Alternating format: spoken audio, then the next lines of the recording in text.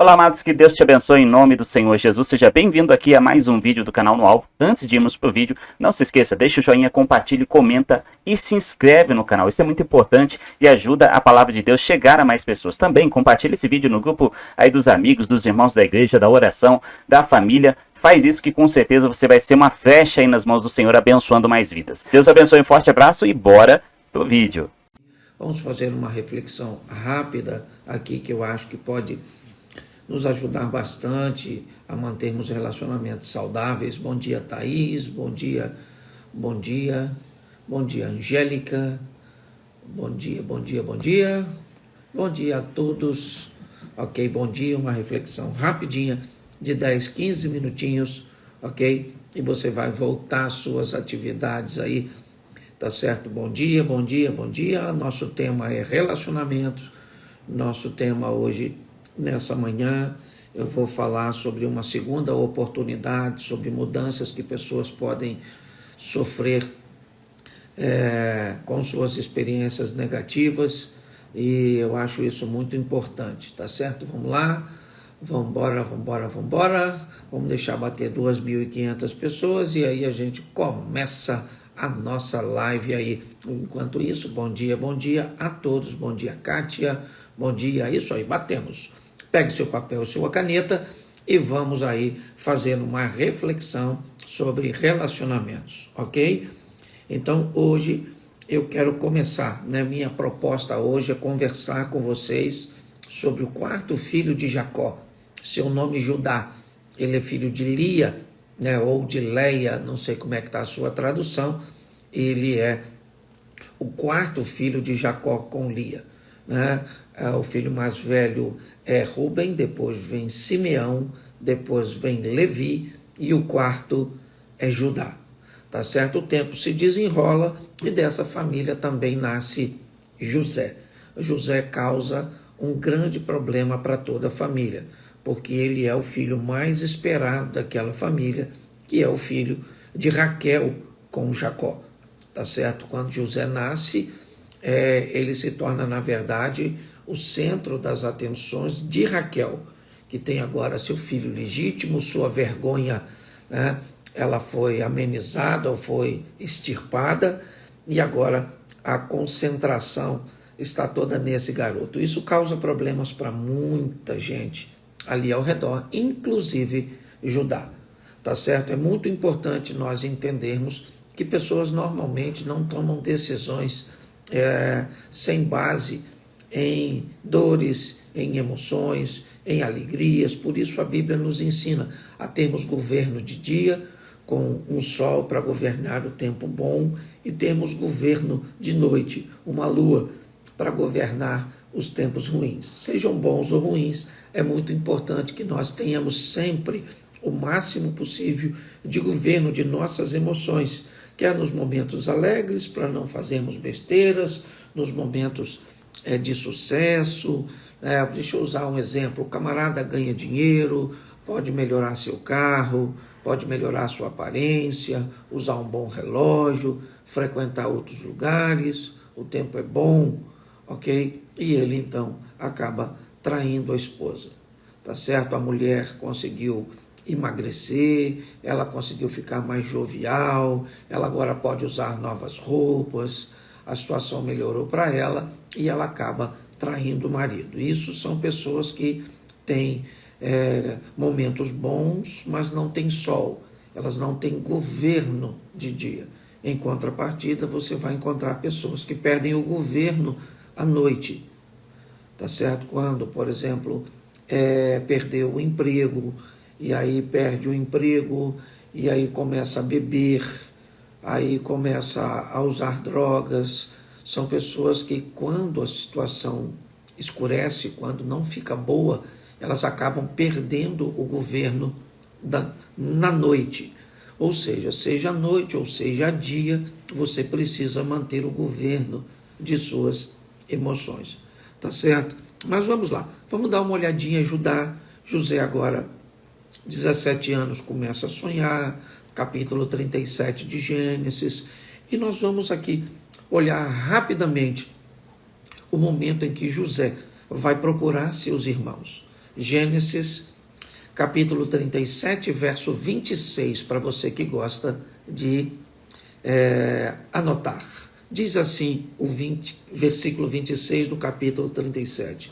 Então Judá disse a seus irmãos: que proveito haverá que matemos, a nosso irmão e escondamos seu sangue? Preste atenção. Uma caravana de ismaelitas está passando. José está numa cisterna, está num buraco. Rúben havia se ausentado dos irmãos um pouquinho, havia se afastado.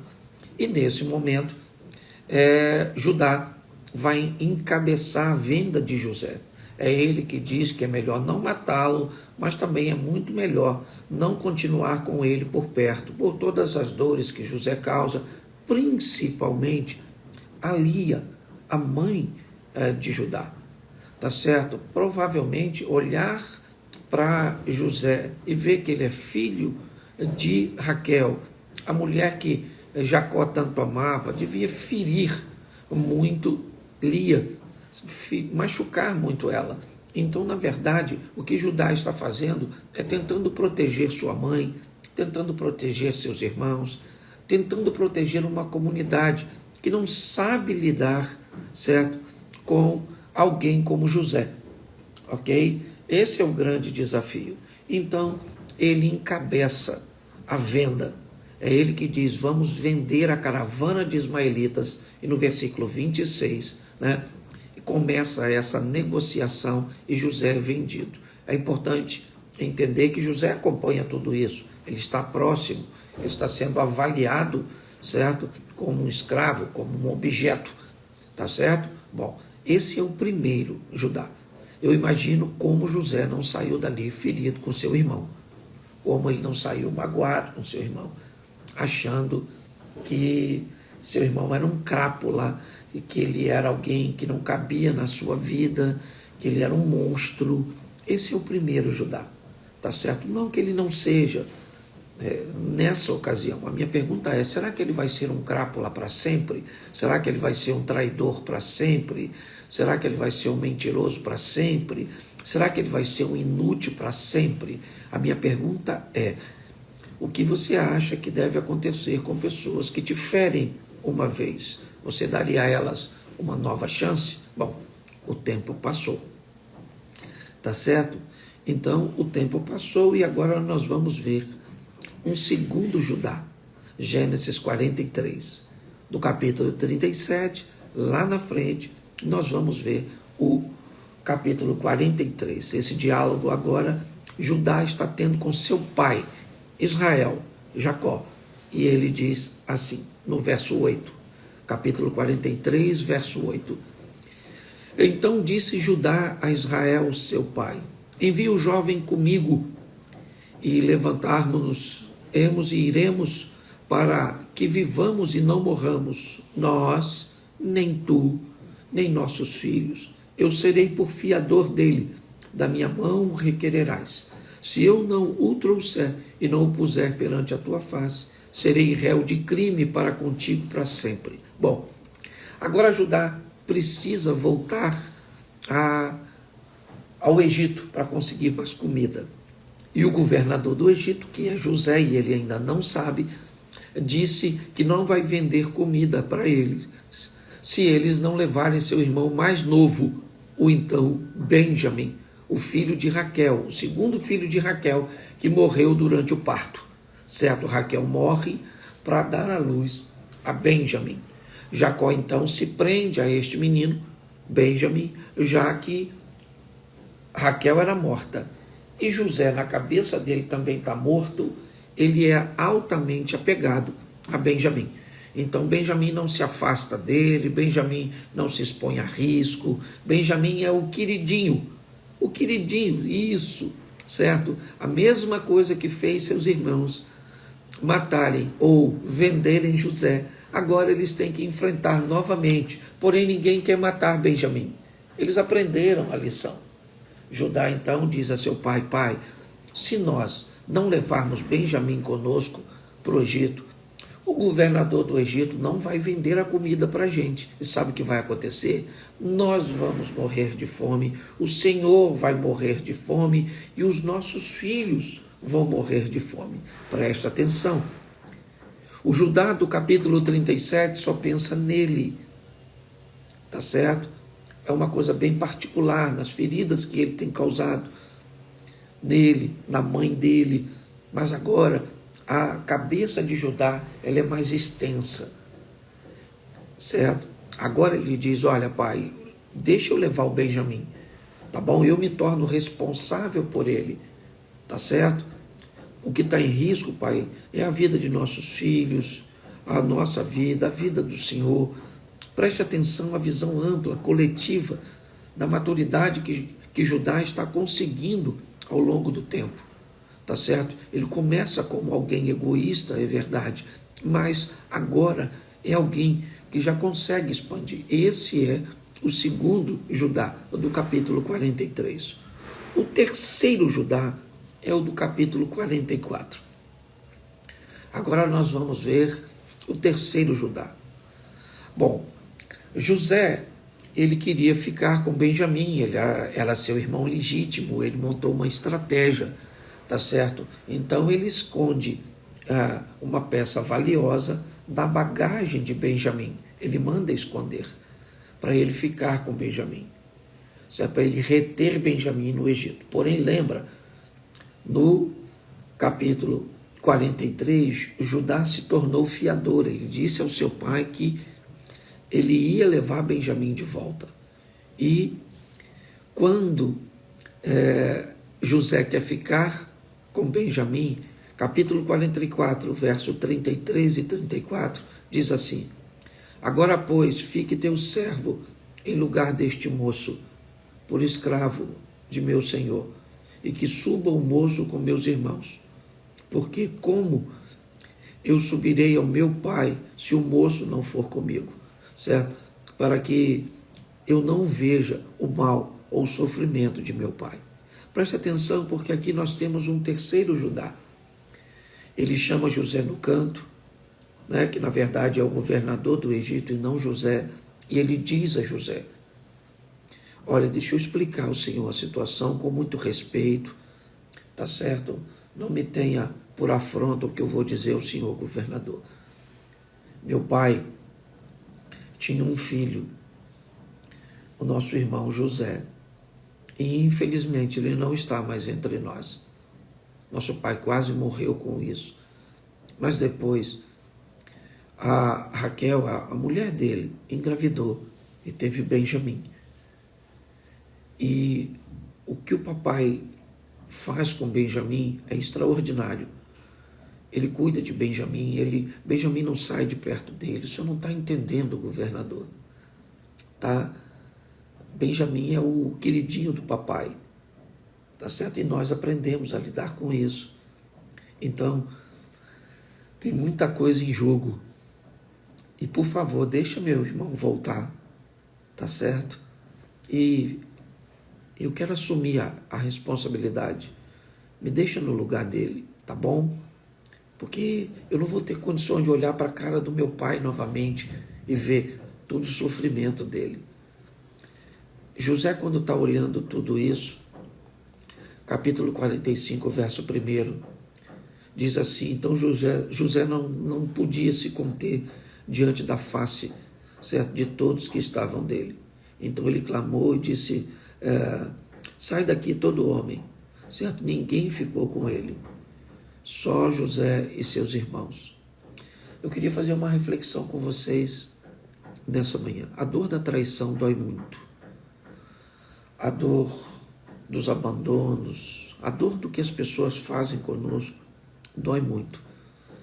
Mas eu queria usar esse exemplo que pessoas podem mudar ao longo de sua vida. Aquelas pessoas que te traíram, você se afastou dela, as eliminou, certo? Tirou de seu convívio. Eu até entendo a dor que você vai sentir, mas isso precisa ser curado. Pelo menos para que você faça uma nova avaliação. Eu não estou te dando garantias de que as pessoas vão mudar. Eu não vou. Porque tem gente que não quer mudança. Mas não é porque alguns não querem a mudança que ninguém vai mudar. Eu acho que pessoas precisam receber, primeiro, uma chance de uma nova avaliação. Segundo, se essa avaliação for positiva, você deve dar a essa pessoa uma nova chance. Seu marido, às vezes, pode necessitar de uma nova chance. Sua esposa pode necessitar de uma nova chance. Seus pais podem necessitar de uma nova chance. Seus irmãos podem necessitar de uma nova chance. Seu amigo, seu vizinho, certo? Seu colaborador, seu patrão, seja ele quem for, seu pastor, sua ovelha. Cuidado para não dar às pessoas apenas uma chance. E se elas falharem nessa única chance, você não conseguir mais criar um ambiente de reabilitação. É lógico que, entenda bem o que eu estou lhe dizendo, se você deu uma nova chance para a pessoa e ela mostrou que não há mudança nenhuma, certo? Você deve realmente posicioná-la em uma distância segura. Eu entendo isso. Não estou pedindo para você, acho tolice você conviver com a mesma intensidade com pessoas que não querem mudar. Eu acho isso bem tolo. Acho também extremamente tolo jogar fora pessoas, tá certo? Mas eu acho que você pode reposicioná-las, colocá-las a uma distância segura, onde você pode, né, encontrar com ela, né, com uma frequência maior ou menor, tá certo? Perdão. Mas eu vou lhe dizer, enquanto você não suportar pessoas que te fizeram mal, essas pessoas que te fizeram mal e te tornaram mal, elas não são suas inimigas. Elas não são seus adversários. Eles são seus mestres. Eles são seus discípulos ou seus discipuladores. Você foi tão ferido por alguém mal que ficou mal também. Tá certo? Então não permita que isso aconteça com você. Descubra que pessoas podem ser como Judá ou não, mas cabe a você avaliá-las, tá bom? Alguém quer fazer uma pergunta? Essa live vai ficar gravada, tá bom? Vamos lá, se você quiser fazer uma pergunta, diga eu quero, eu abro aqui, tá certo? 9h30 encerra a nossa live. Vamos lá, diga aí, eu quero. Se você disser eu quero, eu te chamo, você faz uma pergunta sobre o nosso tema, tá joia? Vamos lá, vamos lá, vamos lá. Eu quero, a Alana Justino. Isso, Alana.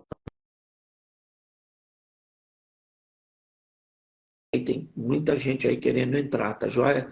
Vamos lá, fique aí. Não vai embora não. Daqui a 8 minutos a gente termina. E a dúvida de um pode ser a dúvida de muitos que não têm coragem de perguntar.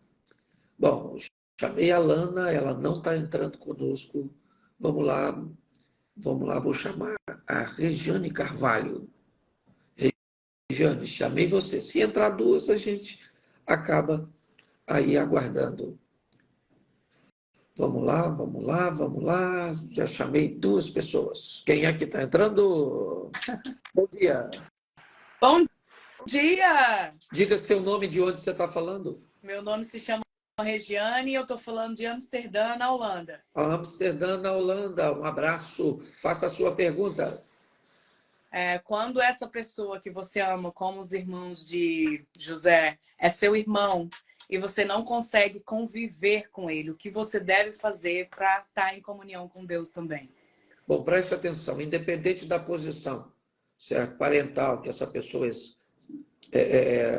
tenha contigo, certo? Isso não define a educação dela, o posicionamento dela, a afinidade dela. A Bíblia nos diz, por exemplo, que há amigos mais chegados que irmãos, o que pode ser que alguns irmãos não tenham tanta afinidade assim conosco, por causa de seus posicionamentos, posturas e afinidades. Tá certo? Por se tratar de alguém da família, nós temos que ter um pouco mais de cuidado quando vamos lidar com essas pessoas. Tá certo? Mas ainda assim, eu acho que se você verificou, e às vezes a sua posição socioeconômica, a sua posição de princípios e valores não é a mesma de seus irmãos, ou de sua sogra, ou de sua mãe, ou de qualquer outra pessoa, certo? Você precisa estabelecer em você uma distância segura. É só isso. E não se sentir culpada por isso. Entendeu? É alguém que você vai encontrar na casa da sua mãe, mas não vai na sua. Entendeu? E É alguém. eu passei por um período da vida. Deixa eu sair de perto da máquina. Eu passei por um período da vida onde eu me culpava muito em pensar assim, ai, mas é meu familiar, é uma pessoa muito próxima. O Senhor fala que a gente deve amar a todos. E passei por um tempo de culpa. Ah, mas eu não vou deixar de estar no convívio, porque é uma pessoa do meu sangue, é uma pessoa, meu parente muito próximo. Mas aí, depois de um certo tempo, eu decidi, não, para ter saúde mental, é melhor eu respeitar a pessoa na distância dela e eu na minha. Mas eu queria saber, baseado na Bíblia, de verdade, se com Deus a gente tem que manter essa união, mesmo que a pessoa não traga sanidade mental, ou se realmente é saudável cada um ficar no seu canto e a gente respeitar esse distanciamento para que haja uma sanidade mental entre as duas partes. Bom, vou te dar então dois exemplos bíblicos, Ismael e Isaque. Vou te dar o exemplo de Jacó e Esaú, dois Perfeito. irmãos que têm sérios problemas ao longo da caminhada, certo? Isaque e Ismael estão no enterro de Abraão, ok? Problemas de caráter. Eles estão no enterro de Abraão, sepultando seu pai, ali eles estão juntos, não são mais inimigos, mas depois cada um vai viver sua vida, tá certo? Jacó e Esaú, eles se resolvem, abraçam, se beijam, tipo, você me perdoa, eu te traí, tá certo, tá tudo tranquilo, mas um vai para um lado e outro vai para o outro. O importante é o seguinte, é não ter resíduo no coração, certo? Então, quando você não tem, libera a pessoa, tá certo? Do seu coração, mas estabelece que não quer novamente aqueles resíduos que podem ser, porque se a pessoa não muda de postura, ela pode colocar novamente outros resíduos. Então, quando você estabelece um distanciamento do encontro, certo? Você vai encontrar essas pessoas de uma forma mais esporádica, o que que acontece? Você está mais apta para lidar com tudo isso. Ao longo do Entendi. tempo, sobre cada encontro desse, você vai fazer a leitura. Se essa pessoa pode receber novamente uma promoção para estar perto de você, se a distância que você colocou já está boa, ou se essa pessoa precisa ir um pouco mais para longe. Entendeu? Quando você faz isso com uma pessoa, primeiro, você manda uma mensagem para todos os outros que convivem contigo. Uhum. Se você não me respeitar, eu faço com você o mesmo que eu fiz com ele.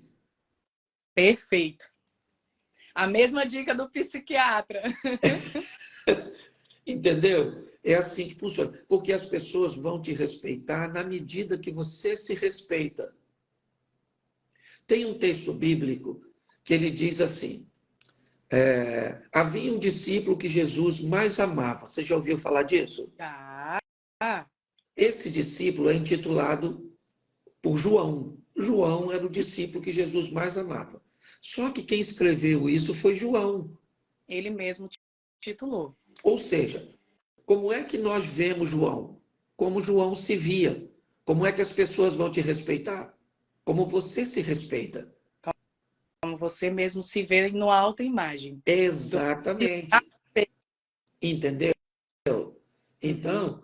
ó, você tem que amar a todos, mas não precisa gostar de todos na mesma intensidade, porque gosto tem a ver com prova. Você provou com o relacionamento e descobriu que não dá para gostar. Tá certo? Espero ter ajudado. Um abraço. Obrigada, De fica com nada. Deus. Tchau, tchau. Tudo de bom aí. Bom, veio gente. Pergunta legal, resposta legal. Tá joia? Eu vou fazer só mais uma. Deixa eu trocar de lugar aqui, porque eu estou pegando aqui. Isso, ela já saiu. Deixa eu só fazer uma troca de posicionamento aqui para dar margem aqui ao café. Pode vir, querida. Vamos lá, mais uma pergunta e eu encerro. Diga aí, eu quero. Pedro. Vamos lá, Pedro.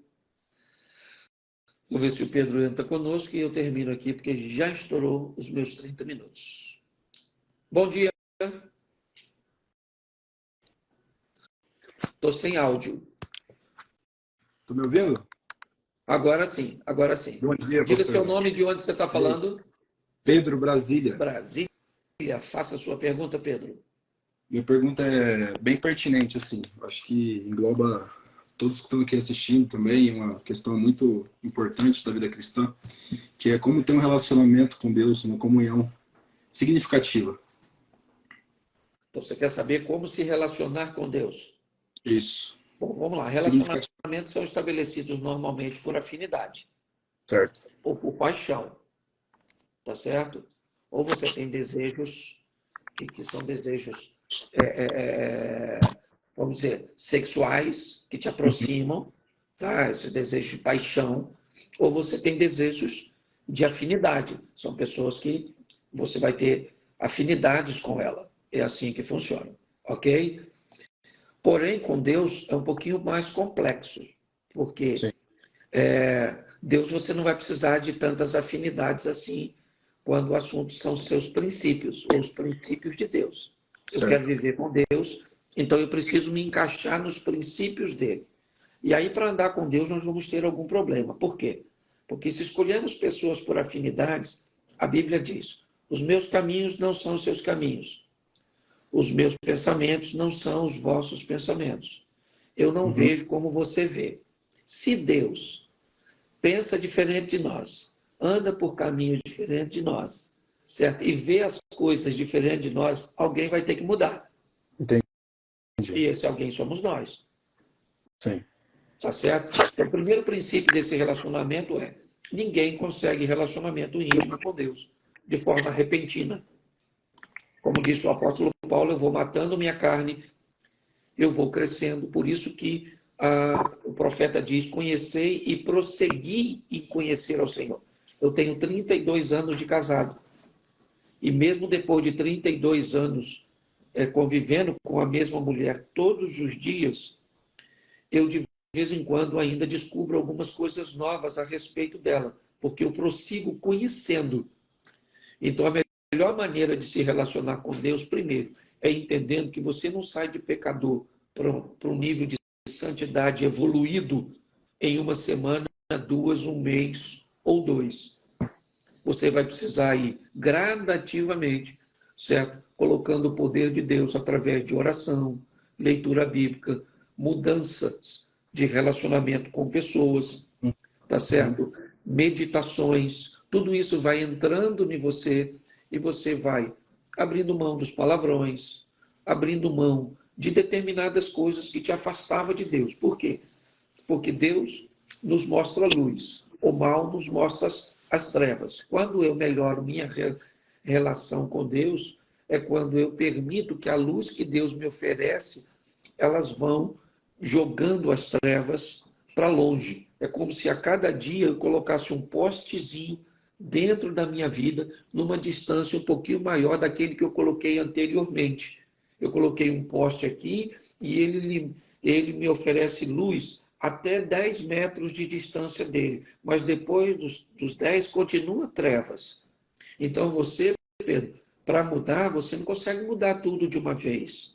você vai instalando, certo, luzes ao longo do seu relacionamento com Deus, e aí o Pedro vai ficando mais santo, o Pedro vai ficando mais controlado, o Pedro vai ficando mais assertivo, o Pedro vai ficando mais sensível à voz do Espírito Santo.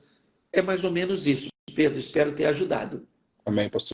Obrigado, viu? Tudo de bom para você, viu? Um grande abraço, boa pergunta. Aliás, as duas perguntas foram fantásticas. Perguntas inteligentes, as respostas ficam mais fáceis, na verdade, tá bom? Um grande abraço, fique com Deus, tá certo? Também. Até amanhã. Abraço a todos, graça e paz.